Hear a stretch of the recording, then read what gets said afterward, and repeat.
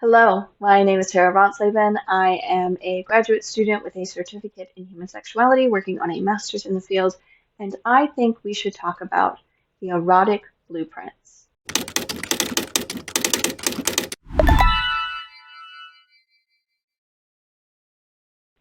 You may have heard of the erotic blueprints recently, as they were featured on Netflix's Sex, Love, and Goop and have been in the zeitgeist since then. But I wanted to explore a little bit further, find out their origins, what they are, how they can be useful, and most importantly, what is my erotic blueprint archetype? So, the erotic blueprint archetypes were created by Jaiya, who goes by just Jaiya online, as far as I can tell. She is an author and US based somatic sexologist. Somatic meaning of the body, sexologist meaning one who studies sex, like me. Jaiya has kind of a wild background, having opened a New Age bookstore, the first oxygen bar in the United States, and also having been trained as a classical opera singer. But her studies into sex began with an interest in Neo Tantra. Now, Neo Tantra is what happens when you take a westernized interpretation of Hindu and Buddhist belief systems and make a baby with the sexual revolution of the 1970s. Neo Tantra is often equated with the idea of sacred sexuality. There's an emphasis on mind body connection, breath work, and this idea that pleasure can be a tool of reaching a higher consciousness. Jaiya is also certified in sexological bodywork. Now, sexological bodywork is a certification that seems to be California specific, but body workers are trained in somatic sex education, genital anatomy, breath work, erotic and sensual massage, and masturbation coaching. Jaiya developed her framework for the idea of the erotic blueprint archetypes through her work as a sexological body worker and developed the 5 archetypes over 5 years before presenting her thesis that everyone falls under one of the 5 primary sexual archetypes. Each of these archetypes has what Jaiya calls superpowers and shadow sides. So, to put it very simply, a superpower is what turns you on, your shadow sides are what turn you off. Now, a lot of the language around the erotic blueprints, neo tantra, sexological bodywork is a little more woo woo than the scientific research I'm generally referencing.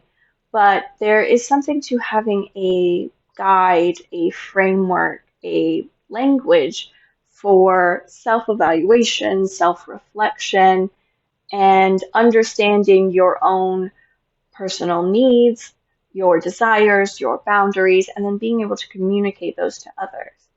And sexuality is very personal, right? So what drives me wild might make a partner cringe, but these archetypes provide a framework for not just understanding my own needs and desires, but understanding the needs and desires of someone else. And while some of these archetypes may seem incompatible, as Jai says, it's less about incompatibility and more about learning to speak another language, learning to recognize and understand what other people need, and being able to sort of meet them in the middle, find those crossover points where your archetype's needs and desires meet their archetype's needs and desires. It's about developing skill sets for understanding other people and yourself. So let's break down the basics of the 5 erotic blueprint archetypes. Now, I would like to make a note here that if you are going to take the quiz, especially the basic quiz, I would pause the video, go take it now, come back to the video after. That's important.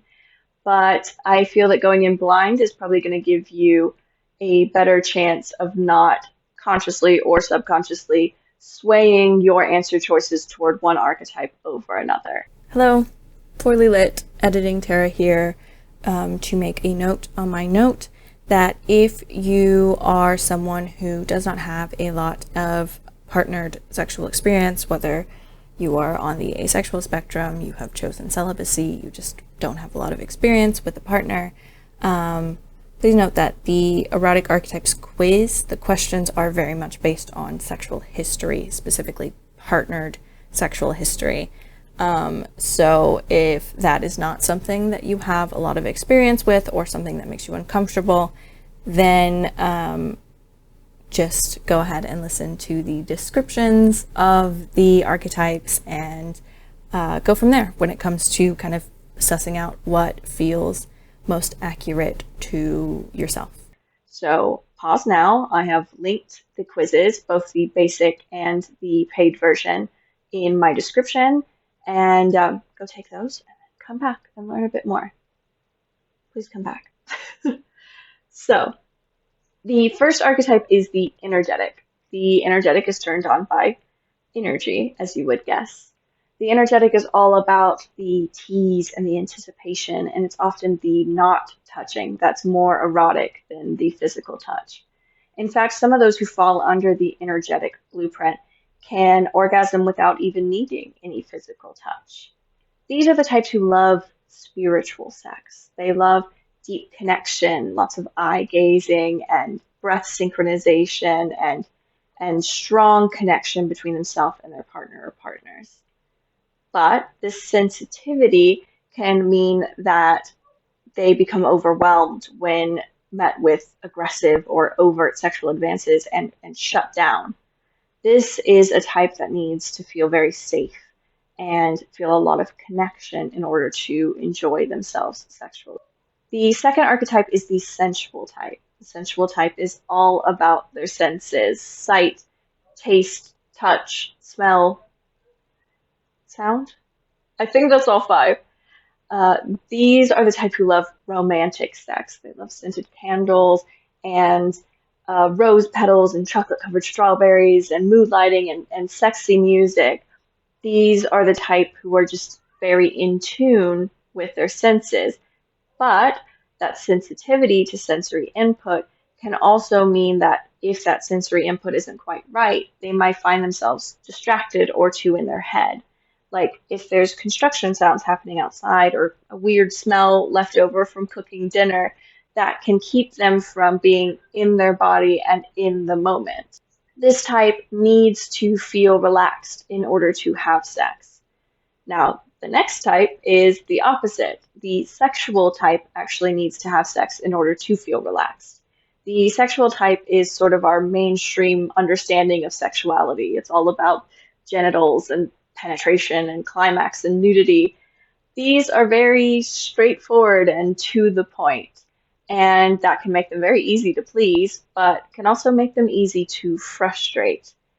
The sexual type tends to have a fairly linear understanding of sex and may feel frustrated if sex doesn't end in an orgasm. This can also make it difficult for them to connect to the other archetypes and to understand some of the more abstract needs and desires of those who are more about the journey over the destination. Then we have the kinky archetype. So the kinky archetype is all about the taboo. The thing about taboo is that it varies person to person, right? So someone who exclusively has missionary sex may find the idea of doggy style thrilling because it is outside of their norm and therefore taboo. Whereas someone who is more adventurous in bed may find what's thrilling to be something that I can't describe here on YouTube. But to each of those people, those things may be equally taboo. Power dynamics are particularly exciting to those under the kinky archetype, whether that is purely psychological or leans toward the physical, including things like impact play. But the idea of a dominant party versus a submissive party is pretty key to the pleasure of the kinky archetype. The shadow side of a thrill for the taboo is that shame is an inherent part of taboo. Without shame, nothing is taboo, but sometimes that shame can be incapacitating to a kinky archetype, especially if they've had previous experiences where a partner has shamed them, a friend has shamed them, or a partner has not been quite as accepting or willing or open to the kinky archetype's wants or needs. Last but not least, we have the shapeshifter. Jaiya describes the shapeshifter as having a high erotic intelligence. The shapeshifter is all of the above, And that can make them a great partner because they can tap into the desires of each of the archetypes. The shapeshifter is turned on by everything, but can sometimes feel unfulfilled if they are not given the opportunity to explore that everything. Too much of the same can feel stagnating to the shapeshifter and may lead them to feel like they are too much, like they are giving too much, wanting too much, being too much. The gift of having all of the archetypes' superpowers comes with the weight of potentially having all of their shadow sides as well. And the shapeshifter may find themselves unable to recognize what they actually want because they're spending too much time focusing on shifting into whatever shape their partner desires. So, how do you know which erotic archetype you are? You probably have some idea just from hearing the descriptions, but there are quizzes. I love personality tests. So, there's actually two quizzes. There is a basic free version of the quiz, it is 10 questions long and will tell you your primary erotic blueprint archetype. There is also a paid version of the quiz. It is about twice as long and comes with a PDF breaking down your primary erotic blueprint archetype, but also your secondary and tertiary, some descriptions of those, some tips for how to play into them, and some exercises you can do to embody your archetype. That version of the quiz is $17. I am a pretty private person, especially when it comes to sex, which may seem hard to believe considering talking about sex is my whole shtick. But that means that I will not be sharing my answers to the quizzes, but I will go through both the basic version of the quiz and the paid version and the reports that you get back in order to show you how it works. Basic quiz. Let's walk through the basic one together. I will screen record because this is the free version. So I'm also, because I'm quite a private person, going to be not answering this with my personal answers. I'll just kind of be clicking through so you can see the sort of questions that are being asked and the options. I have already taken the basic quiz and I received the result of shapeshifter, which I don't mind sharing the results, but sharing the answers to the quiz feels a little vulnerable for me. So we're just going to go through and look at what the questions are on the basic quiz, what the options are, and how it works. And then we will go through and I'm going to do the in-depth quiz, the full version, which is $17 currently on the website and should give me a broader scope of what my results are. Curious to see how my freebie quiz results compare to my in-depth quiz results, if I will still get the same archetype, especially since I'm taking them on different days. I feel like self-reflective sort of personality tests are very subjective to how you are feeling at the moment you're taking them, right? I mean, there are elements to your personality that stay fairly consistent day to day, but I feel like your mood, your headspace at the particular time, your wants and needs at that particular time really are, they can differ very, very vastly day to day. But okay, question 1 on the basic quiz. What is your favorite type of music to make love to? A, sacred, new age chant, or classical. B, has to be the right song, something totally fits the mood and feels good. C, something grindy, edgy, or moody. D, doesn't matter. Or E, all of the above are equally good. I think because I'm just going through here, I'm going to answer E for everything. Because I think E on all of these is kind of just a yes to all of the above. So we'll go through with that each time. 2, during sex, what do you find yourself thinking about most? A, I sense more than I think. I sense emotions my partner may be feeling or things that are hard to explain. B, my mind thinks about all kinds of things, what I didn't finish at work, how my body looks, something distracting in the room, if I'm taking too long, etc., etc. C, a specific fantasy.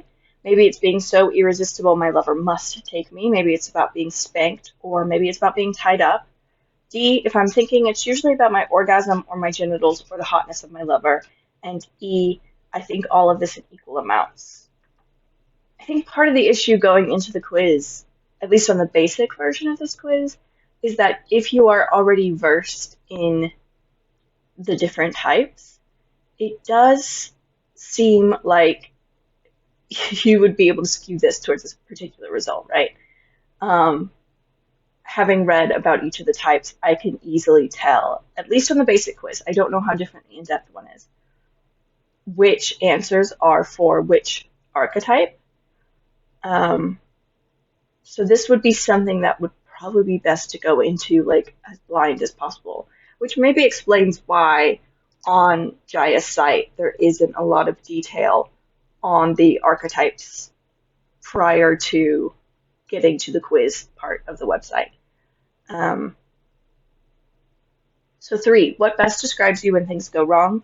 A, I easily get oversensitive and or feel misunderstood / not seen by a lover. B, I tend to think a lot and feel worried, tense, and distracted. C, I feel shame about my desires and sometimes shut down my pleasure. D, I get focused on my performance and having or not having an orgasm / erection. Or E, none of the above describes me. 4, during sex, which do you most enjoy? A, feeling a sense of oneness and connection to something greater than yourself. B, igniting all of your senses into whole body orgasmic bliss. C, surrendering, in parentheses, being ravished or taking control, power. D, penetrating or being penetrated. E, all of the above are equally enjoyable. 5, which sex toys do you most prefer? A, visualizations, crystals, energy play, and breath. B, fur, feathers, or massager. C, restraints and impact toys, paddles, crops, etc. D, my mouth or hands on genitals are good. Vibrator or dildo may also work. Or E, all of these are equally pleasurable. 6, when you fantasize, do you A, have thoughts of experiencing yourself far outside of your physical body, making love to the divine, in cosmic union, or see vivid colors? Just a thought can cause orgasmic shivers. B, imagine romantic scenarios where you are able to luxuriate in sensual play such as slow dancing, eating an amazing meal, being deeply in love and insatiably desired, having hot baths or long, slow erotic massages before sinking into highly pleasurable lovemaking. C, think about overpowering someone or being overpowered by someone. Fantasize about out-of-the-box sexual practices such as impact play, spanking, slapping, paddling, etc., restraint, handcuffs, ropes, spreader bars, etc., or other kinky activities. D, picture penetration, group sex, or prefer to watch erotic films. Or E, all of the above. 7, during foreplay, do you prefer A, heart connection, eye contact, and the anticipation of what is about to happen? B, a hot bath, music, massage, and slow, deep kisses. C, psychological power plays, submission over dominance, restraint, and edgy fantasy. D, who needs foreplay, let's just go for it. Or E, all of the above. 8, why do you have sex? A, to experience something transcendent and connect spiritually. B, to feel pleasure in your body and connect more deeply in a romantic or emotional way. C, to step out of norms, do something that feels taboo or play with power. D, to have a release and feel more relaxed. Or E, all of the above are equally reasons why I have sex. 9, during most erotic encounters, would you consider yourself A, extrasensory, B, romantic, C, out of the box, D, just love sex, or E, equally all of the above? 10, when you took this quiz, did you A, feel anticipation? What else is possible? B, think hard about the answers. I want to answer these correctly. C, get excited about being freer. I'm not so weird. D, feel frustrated. Why does all of this matter? Just do it. Or E, all of the above.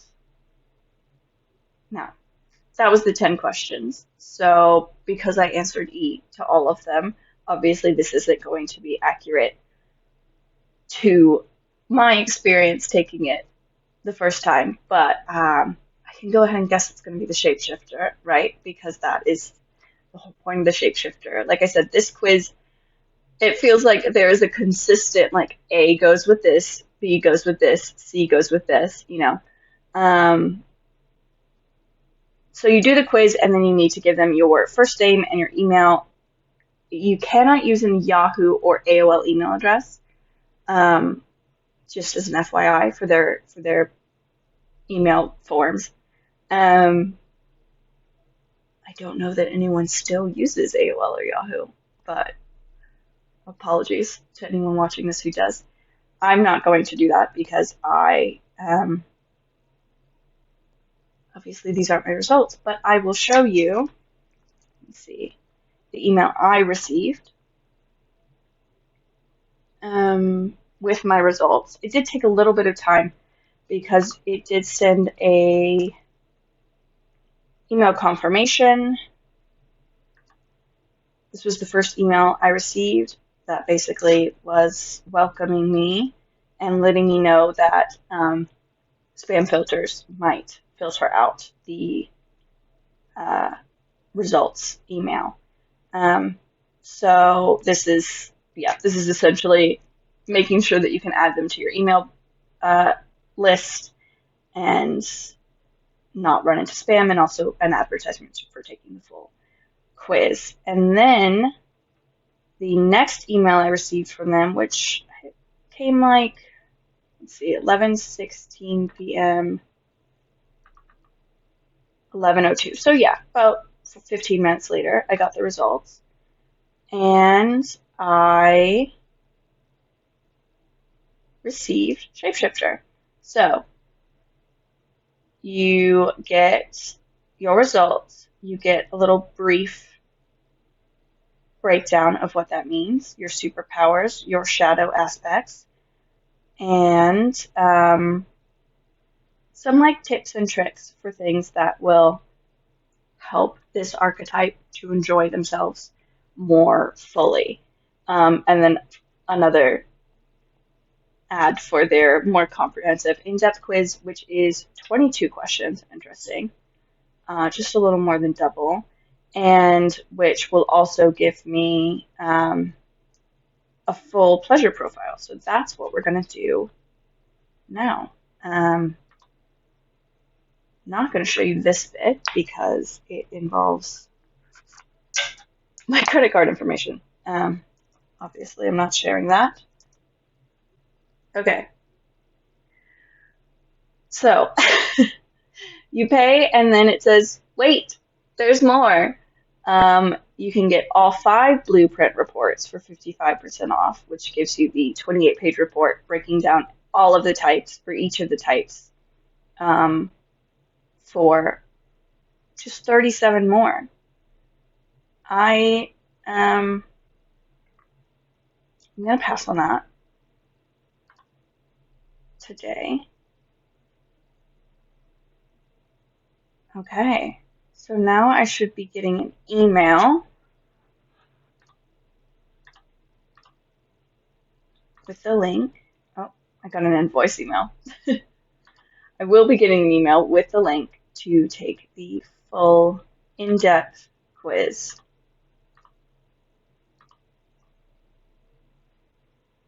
But I guess we just wait.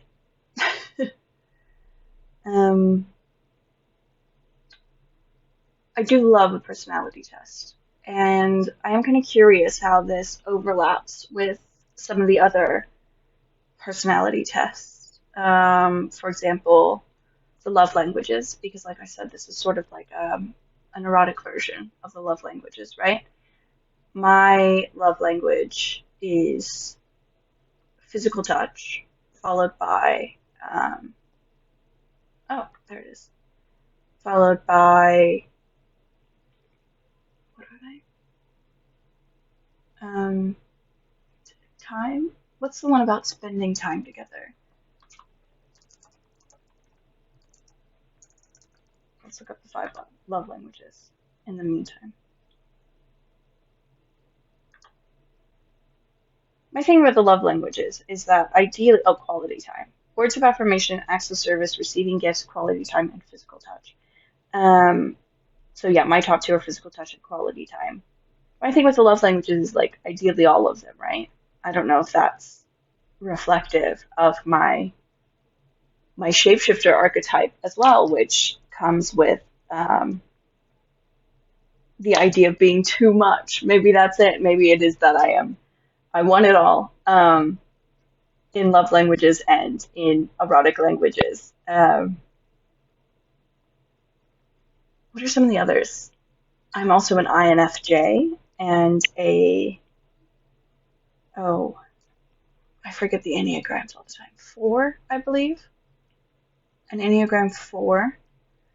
I'm not as well versed in those, so if anyone has expertise on Myers-Briggs or um, the Enneagrams and how those relate, I would love to hear more. I'm very curious.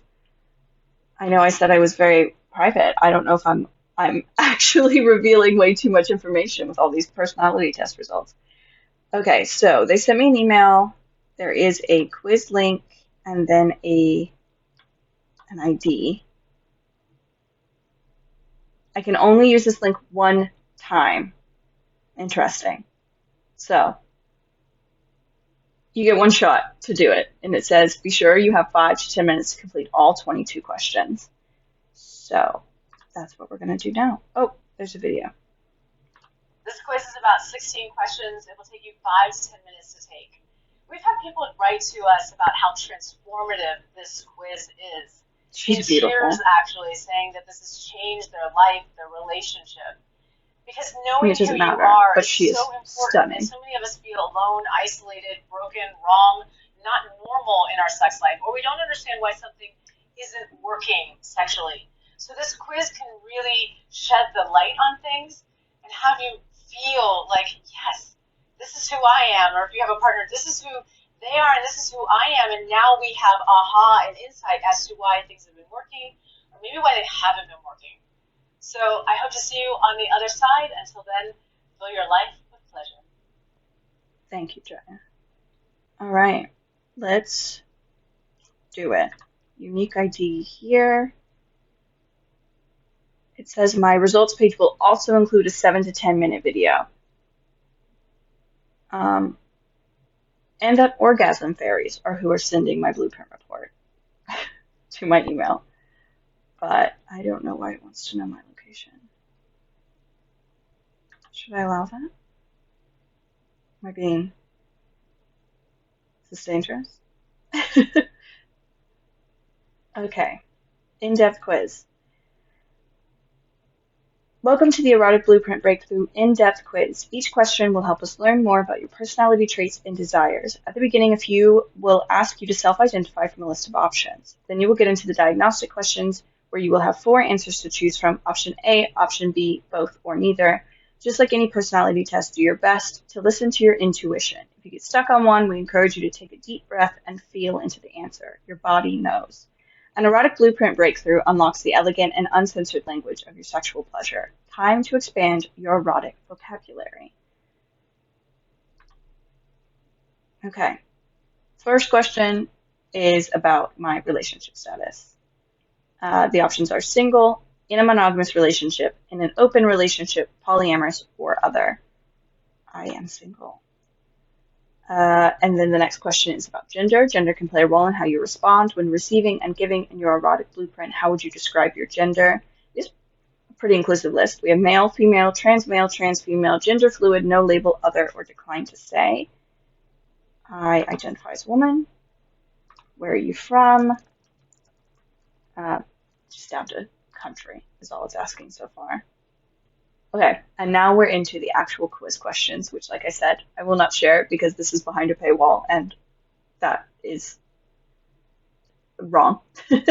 But I'm going to go ahead and take this quiz. So let's see.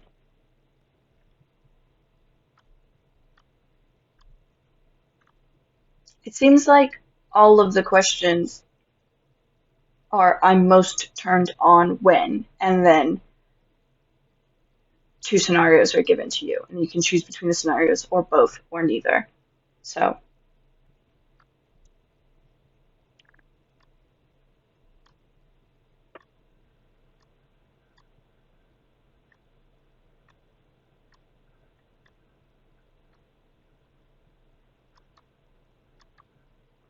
the questions have now switched from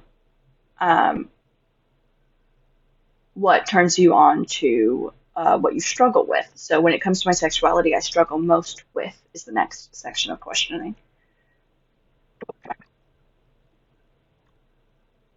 Oh, okay. That was very quick and easy. I imagine that would be more difficult. I am very much like a gut feeling type of person, which is how they recommend taking this quiz, right?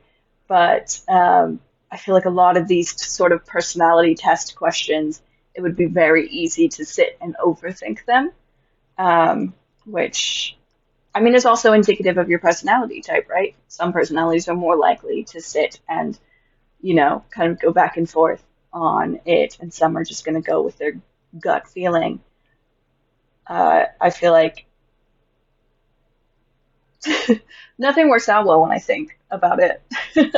Things always work out much better for me when I just don't think about it. So we're just going to go gut feeling. Okay, so confirm your name and your email address at the end to make sure, one, that you're redeeming what you've paid for, and two, okay, interesting. I got a different primary erotic blueprint type this time than I did with the basic quiz. So I'm curious when I get, it says that I should receive the email in about 30 minutes that has, I know there's like a percentage breakdown, so I'm curious to see how close the percentages are on the results I got on the basic quiz versus the result I've gotten on this more in-depth quiz. I wish I had taken them back to back. I would be very curious to see if I had taken them at the same time, if I would have gotten the same results, or if it's just a reflection of my mental space today. Granted, I don't remember when I took the first test, so I don't know what kind of headspace I was in when I did that. But yeah, so I got this result. There's a video. There is a breakdown of what will be in my email when I receive that. It says, perhaps your sensual type came as a surprise, which is what I got on this one. Like I said, last time I got shapeshifter, this time I got sensual type, which I can see both of those for sure. We've got a guest appearance here. You gonna say hi? She's curious. Oh, there's an ear.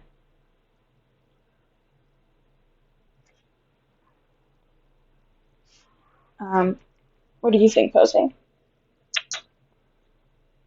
This is the myth, the legend, the painting that's generally behind my head in my videos. He's my Posey girl. She hates when I hold her. Okay, so your pleasure profile will give you a percentage of each blueprint type because your primary blueprint type is just one piece of your puzzle. Before we get into it, I am maybe going to have a discussion that I'm going to cut out. I probably will because, like I said, anyway, I may cut this out, but it's interesting that I received the sensual blueprint. As I said, your headspace when you're taking a personality quiz is obviously a factor in that. And also what's been on your mind around the time you've taken it. And it's interesting that, as I said, it's switched from shapeshifter to sensual in the weeks that I've taken it, because the the concepts around each of those types have been things that I am working on personally in therapy, in my own life, in my personal practices. And it's interesting that they kind of correlate with what has been the primary focus for those particular weeks. I feel like the first week that I took the basic quiz, which was a couple of weeks ago, I was out of town for a minute. was a week where I was having conversations in therapy around the idea of being too much, of wanting too much, of needing too much, of not feeling fulfilled in relationships, or being made to feel like I expect too much. And I found it very interesting because, immediately after having these sort of conversations with um, my close friends and my therapist, I had done this blueprint quiz. And on Jaiya's website, there is a blog post on the superpowers of the shapeshifter archetype. And the first sentence is, "You're not too much." So it's wild that that was, what was on my mind at the time, and that was uh, the what came through for me in this personality breakthrough. I mean, just key that sexuality is holistic, right? Like it's about your mental space outside of sexual contexts. What I'm saying is that it is interesting that this week in therapy there was a lot of discussion on sensuality. This is actually a conversation that we came back to. This is something that I'd come into therapy at the very beginning. We had conversations about being in the body and being present and being sensual in not necessarily a sexual context, because sensuality is very much a part of your day to day. You use your five senses, but being present and being in your body and being able to experience the pleasures of sensuality can be difficult for a lot of people, especially in the culture that we live in. The years that I was in college was very much the peak of this like hustle culture, this like side gig culture, this like, and that's reflective of the fact that my people my age have been through multiple recessions, multiple government shutdowns, multiple inflation periods where, the cost of everything has gone up, but we don't get paid anymore. This sort of culture of go, go, go, go, go, and not be. So being as opposed to doing is something that is important to me to work on in my own life. And sensuality is an aspect of that, because being present in your body, like in meditation, if you've ever done a meditation course or worked on meditation, which is something that I'm trying to incorporate more into my life, part of the practice is often focusing on your senses, breathing exercises, but also body scan meditations. One of the coping mechanisms for panic disorder or for just sort of nervous system dysregulation is naming things you see, smell, hear, is recognizing your senses, because it is something that grounds you in your body. That is something that has very much been on my mind recently, is being in my body, is in experiencing senses, in embracing sensuality in my day-to-day, in finding what sort of senses are pleasurable to me. As I said, that is something that we explore in a sexual context, right? But sexuality is not specific to just when you're having sex. Sexuality, we are sexual creatures. We are sensual creatures. We are made to experience pleasure, and we have all these we have this nervous system that is very sensitive to sensory input, which can be negative and can be very positive and pleasurable. And now I'm just rambling, so I'm going to look at my quiz results. Please note, you may get a different primary type than you receive with your basic quiz. Correct, in my case. So in the report, you will find your personal pleasure profile that breaks down the percentage of each blueprint type that you are on pages 3 and 5. Language to describe your unique path of erotic fulfillment. This includes your superpowers and shadows, plus ways to feed your desires. A juicy pleasure-first exercise you can do anywhere in as little as 3 minutes or as long as an hour. Click the link on page 19 to access the video. a barometer to gauge what stage your sexuality is currently in as you shift and change every day and throughout your entire life. You'll find a link on page 21. Instructions for the sexiest homework you've probably ever been given. We like to call it home play. All of those are revealed on page 24, and a secret tiny tease of a video on page 22. Download sensual PDF. Download it, baby. Once again, I am not going to be sharing all of the information because that feels unethical, as this is content that is behind a paywall. Okay, here is my breakdown as a percentage of each of the 5 blueprints. As I said, I was curious to see if Shapeshifter would then be number 2, since that was my original primary Posey. Do you need some attention? My quiz results. Okay, so these are percentages of each of the 5 blueprints. As I said, I was very curious how close in percentages sensual and shapeshifter were, as shapeshifter was what I received on my last quiz, the basic quiz. I received 25% sensual, 21.88% shapeshifter, so about 22. So 25 and 22 is very close. And then my third, tying with shapeshifter, actually was energetic, interestingly. And then kinky and sexual are tied at 15.63%. So your primary blueprint type is the type that received the highest percentage. Think of your primary type as a language that you're most fluent in speaking when it comes to sexuality. It is the language your body understands and responds to immediately with ease. It's the erotic language that gives you the most immediate access to arousal and turn on, and it's where your sexuality feels most at home. You may have scored the same or a similar percentage on more than one blueprint. That is likely an accurate reflection of you having more than one primary blueprint type. This is great news because it means you have many pathways to igniting arousal and accessing sexual satisfaction. Obviously, personality tests are subjective, and, the science behind all of them might not be there, but it is a means of self-reflection. Personality tests are a means of providing language to communicate your needs, to communicate what you want, to communicate your boundaries. And for a lot of people, kind of going into that cold is very difficult. So I think that's why personality tests are so popular, is that we want to understand ourselves. It's inherent in being human is self-reflection and wanting to know more about ourselves.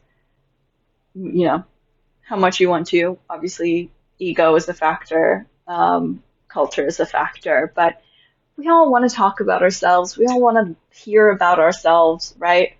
And I think that's why personality tests are so popular, because we want that, but if we don't have a roadmap for how to do that, going into who am I? If someone just asks you, who are you? That is such a big question, right? It's something that is very difficult to just be like, oh, this is who I am. I know who I am. And it's not something you can sum up in a word, whereas personality tests allow you to say, oh, this is who I am. I am an Enneagram 4. I am an INFJ. I am a sensual blueprint type. My love language is touch. My zodiac is, it's a secret. It's a secret. It's a language to communicate who we are to other people. And in the context of sex, which is also super vulnerable and super difficult, because sex is such a taboo in our culture, and because talking about sex is so taboo in our culture, and sex itself, relationships, it's all very vulnerable, and we're often not given the sort of languages to discuss what we want and need and our boundaries in sexual contexts. This can be like a wonderful way to sort of get into that conversation and to communicate what you need in a way that is less vulnerable, less frightening. That's why I think romance novels are really excellent. I have a whole video on those as well, on providing scripts for opening up conversations around sex. And something like this, which, is in media right now. As I said, I believe it was on, I think it's just Sex, Love, and Goop is the name of the show. So it is something that is kind of in the zeitgeist, and it can be something where you can say, like, hey, we're on a date or whatever. What's your archetype? And then if they don't know anything about it, you can kind of explain it. But be like, oh, I saw this crazy thing on TV. It's a way of normalizing conversations around this in a less vulnerable way, especially as there's only 5. I feel like you can provide a lot of intimate information about yourself without it feeling like a therapy session, or without feeling like you have unveiled too much about yourself. Anyway, let's get back. Being a sensual healing may involve learning how to stop the monkey mind chatter in your head so that you can enjoy what is happening in your body, setting up an environment that really works for you to feel sexy, and opening up and allowing yourself to be more vulnerable and or healing past hurts that have left an impact on you feeling safe and connected. So that's great. The next section is on ways to feed a sensual. Okay, so it offers suggestions on how to feed your type, to support your type, to get in touch with the aspects of your type, in this case, the sensual type, getting in touch with your sensuality. And it's broken down into, in this case, toggles, which they describe as things that help you shift from daily life to an erotic experience, peace of mind, addressing fears, and periodically reminding yourself of your enjoyment, things like checking in. This is very important. Yeah, the use of some words may be upsetting or activating to some people and titillating or exciting to others. Blueprint compatibility. Interesting. Incompatibility is a myth. We believe that when it comes to blueprints and sexual compatibility, incompatibility is a myth. It's like saying that if you're in love with someone who speaks a different language, then you are incompatible as humans. So think of blueprints as languages. When faced with challenges of sexual satisfaction inside of a relationship, you may be attempting to speak Italian while your partner actually speaks Greek. This can create communication breakdown, misunderstandings, resentment, and disconnection. Then they give examples of how a sensual archetype can interact with each of the other archetypes, and ways in which that can be difficult and ways in which that can be pleasurable. I think it's interesting because there are sort of, it seems very sort of opposites in the 5 or in the 4 that are not the shapeshifter one, because that is all of the above. I feel like energetic and sexual are quite opposite, and sensual versus kinky are also quite opposite ends of spectrums, right? Because the sexual and the energetic is less on the physical touch and more about the energetic tension, whereas the sexual type is very much about getting straight to the physical aspects and not so much about that connection. Note to singles. You're an erotic being whether or not you're in relationship. You do not need a lover to find your turn on or fill your pleasure tank. You deserve pleasure now. Developing a deep knowledge of your sexuality while you are solo can increase the level of your vitality and magnetism in every moment of life. Plus, getting to know your body's deepest turn-ons, exploring your erotic mind, and enjoying what you desire. They need a copy editor. Do you think they'd hire me? I've seen a couple of editing errors in here, just as a note. Okay, the next section is home play, your homework. It asks you to refer to the resources, choose a superpower you would like to explore, select 3 to 5 ways to feed your archetype, and then set time aside over the next week to practice the techniques offered. They do also have a caveat here that I think is important, that healing your shadows can be very deep and sometimes triggering work. We highly recommend getting skilled support, working with a trained and experienced, they recommend a sexuality coach, finding a sex-positive, trauma-informed therapist, or joining a healthy sex-positive community.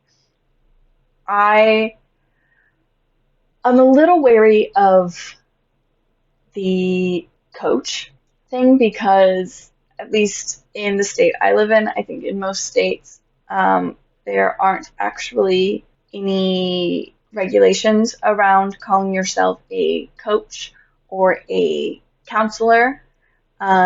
Those are not terms that require any sort of accreditation behind them, so you can call yourself a coach or a counselor. If you do want to call yourself a therapist, obviously you have to be certified and have degrees, have qualifications. Therapy requires being a therapist requires a license, which confirms that you have not just the education but also the practical work put into training as a therapist. So counseling, depending on if it is like specifically to be like a school counselor, that does require some certification, or to be a rehabilitation counselor, that does require some accreditation. But at least in my state, I believe that to call yourself a coach, a life coach, a sexuality coach, a whatever, don't actually need to be qualified in anything. So I'm a little wary around people who call themselves coaches. That doesn't mean that someone who calls themselves a coach is not, or a counselor is not well educated in the subject, or well versed, or well practiced in the subject. Our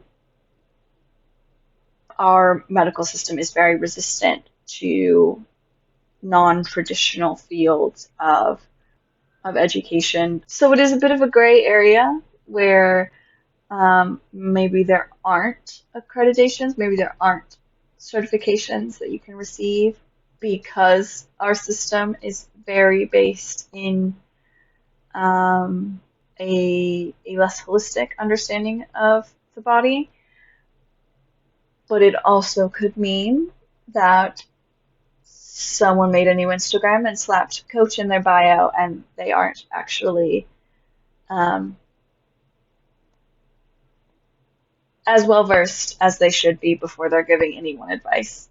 Like, for example, my current degree plan, I am receiving a master's in human sexuality.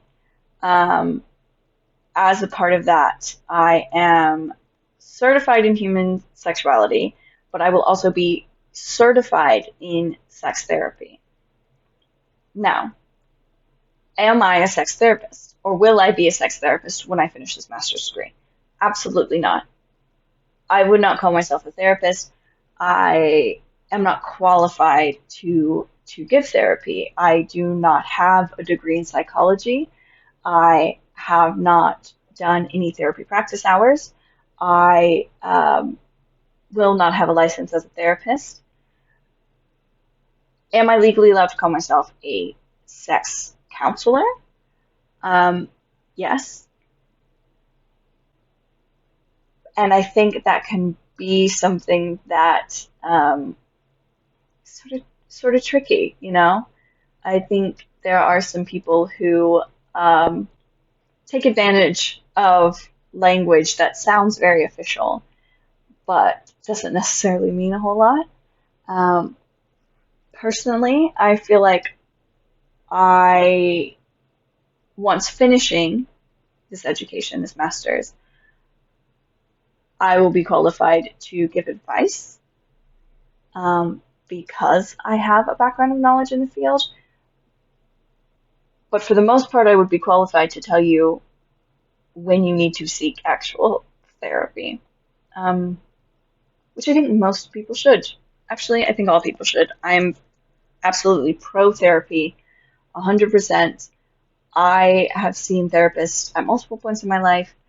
I don't think that you need to be experiencing any, like particularly upsetting situation or really struggling with anything majorly. I think therapy can be beneficial for all, even if you're in a very positive part of your life, because a therapist acts as an objective third party, and allows you to self-reflect, especially if you're someone like me who forms thoughts by speaking them out loud.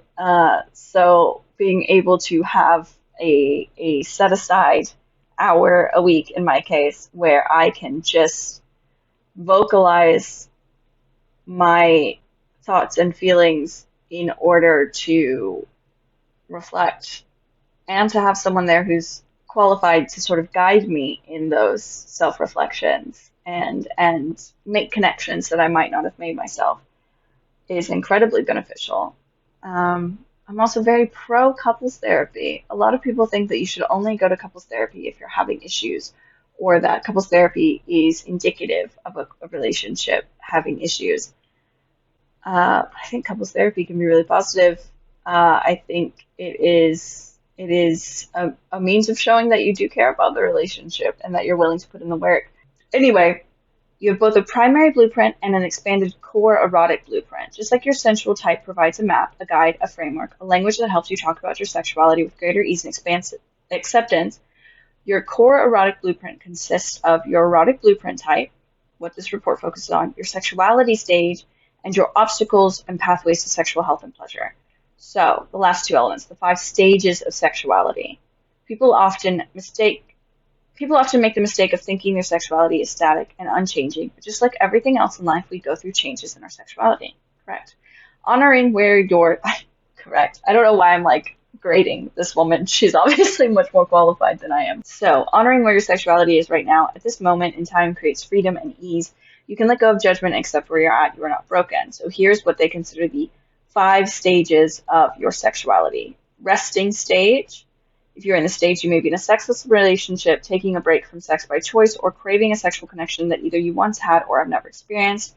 Healing, you're in the stage if you're seeking to overcome your sexual obstacles and heal what keeps you from having great sexual experiences. Curious, in this stage, you want to learn more about your sexuality and how you can make it better. You are most likely interested in erotic intelligence and raising your erotic IQ. Adventurous, in this stage, you give yourself permission to actually experience the things you've been curious about or learning about. You are actively exploring your sexuality by stepping outside of your usual box. Transformative, you are in the stage if you are interested in experiencing the more to sexuality. You may be desiring to move beyond the physical, using intimacy as a form of spiritual expression. You may be exploring tantra or erotically induced states of ecstasy. So, to sum this up, the erotic blueprints, I think, are an excellent way of providing yourself a language, providing yourself a framework for communicating, for self-reflecting and then communicating, for understanding your current partner, your potential partners.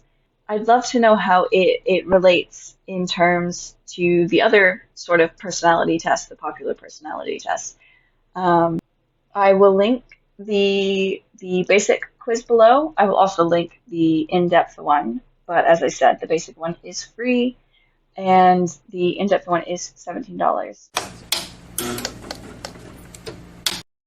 So that's all I have to share today about the erotic blueprints, but I would love to hear if you have taken either of these quizzes and what results you got, or just any thoughts you have about the erotic blueprints, archetypes, personality tests in general. Let me know. Please like, subscribe, comment, do your thing, please. And I'm never going to be good at outros, am I? How do you end a video? Bye. Also, thank you for watching. Please continue to watch. Love you. Bye.